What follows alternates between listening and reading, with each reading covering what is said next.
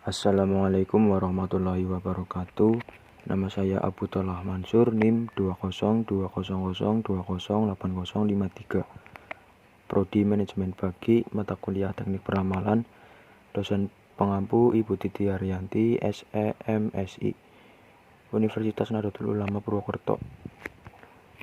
Yang pertama, metode juri opini eksekutif. Metode ini merupakan metode untuk mengambil opini atau pendapat dari sekelompok kecil manajer puncak atau top manajer pemasaran, produksi, teknik keuangan, dan logistik yang seringkali dikombinasikan dengan model-model statistik. Kelebihan dan kekurangan metode juri opini eksekutif. Untuk kelebihan, cepat dan mudah, tidak memerlukan alat statistik yang rumit, dapat menggabungkan berbagai opini yang berbeda. Kekurangan, tingkat kepercayaan rendah, tidak jelas tentang siapa penanggung jawab pembuat proyeksi tersebut, sulit mencari waktu di antara para eksekutif manajer untuk duduk bersama-sama merumuskan proyeksi. Gabungan tenaga penjualan. Setiap tenaga penjual meramalkan tingkat penjualan di daerahnya, yang kemudian digabung pada tingkat provinsi dan nasional untuk mencapai ramalan secara menyeluruh. Proyeksi dengan menggunakan tenaga penjualan terdiri dari yang pertama, pendekatan akar rumput, yang kedua, teknik manajemen penjualan, yang ketiga, pendekatan distributor, yang keempat, proyeksi berdasarkan riset pasar, yang kelima, penilaian probabilitas individual. Yang pertama, pendekatan akar rumput. Terdiri dari proyeksi dengan pendekatan akar rumput dilakukan dengan menggabungkan hasil proyeksi dari semua tenaga penjualan. Tenaga penjualan diminta untuk membuat proyeksi penjualan baik atas dasar jenis produk, daerah pemasaran maupun segmen pembeli. Yang kedua, teknik manajemen penjualan. Dalam proses pembuatan proyeksi, beberapa manajemen duduk bersamaan untuk merumuskan proyeksi penjualan dengan mempertimbangkan beberapa aspek yang dapat mempengaruhi penjualan pada masa yang akan datang, baik dari aspek makro maupun mikro.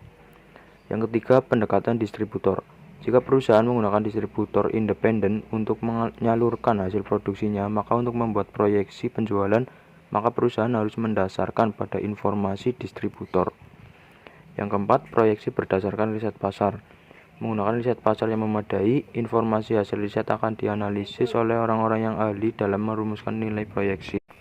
Menggunakan teknik sampling dalam menentukan jumlah pengamatan terhadap jumlah populasi yang besar. Yang kelima, penilaian probabilitas individual. Proyeksi dengan metode ini dilakukan dengan menentukan besarnya probabilitas untuk setiap kegiatan. Menentukan besarnya probabilitas untuk masing-masing kegiatan adalah para individu yang dipandang memiliki pengetahuan yang memadai atas kegiatan yang dilakukan. Tahap dalam proyeksi penilaian probabilitas individual adalah: pertama, memilih individu yang dipandang memiliki pengetahuan yang memadai tentang kegiatan yang akan dilakukan. Yang kedua, tiap individu diminta untuk membuat proyeksi secara subjektif tentang kegiatan yang akan datang beserta nilai kemungkinannya. Yang ketiga, nilai proyeksi setiap individu beserta probabilitas masing-masing digabungkan menjadi satu proyeksi akhir. Metode penilaian berdasar harapan pelanggan. Metode penilaian berdasar harapan pelanggan merupakan metode proyeksi yang berdasarkan pada penentuan kualitas dan kepuasan pelanggan. Harapan pelanggan pada dasarnya ada hubungan yang erat antara penentuan kualitas dan kepuasan pelanggan. Ekspektasi pelanggan atau customer expectation selalu ada karena 4 hal berikut. Yang pertama, individual need atau kebutuhan perseorangan menjadi faktor yang penting. Artinya kalau pelanggan Anda memang sudah punya tuntutan yang tinggi, maka ekspektasinya sudah pasti tinggi juga. Yang kedua, word of mouth. Pelanggan Anda bisa punya harapan tertentu karena cerita orang lain. Cerita orang lain sering dianggap sebagai referensi. Yang ketiga, past experience atau pengalaman masa lalu. Orang yang sudah punya pengalaman baik di masa lalu akan dapat menerima pelayanan minimal sama dengan yang dulu. Kalau tidak, dia akan kecewa. Yang keempat, external communication atau komunikasi eksternal adalah suatu usaha perusahaan untuk berjanji sesuatu kepada pelanggan dalam rangka menarik pelanggan. Peramalan berbagai skenario. Metode peramalan skenario merupakan metode proyeksi yang dilakukan dengan cara mengidentifikasi beberapa keadaan yang mungkin terjadi sebagai akibat adanya kejadian yang lain.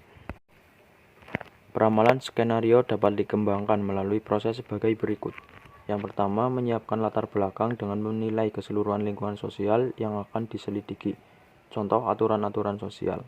Yang kedua, memilih indikator-indikator penting dan meneliti peristiwa-peristiwa mendatang yang mungkin mempengaruhi mereka. Contohnya, makin meningkatnya rasa tidak percaya kepada bisnis. Yang ketiga, menganalisis sebab-sebab perilaku masa lalu dari masing-masing indikator.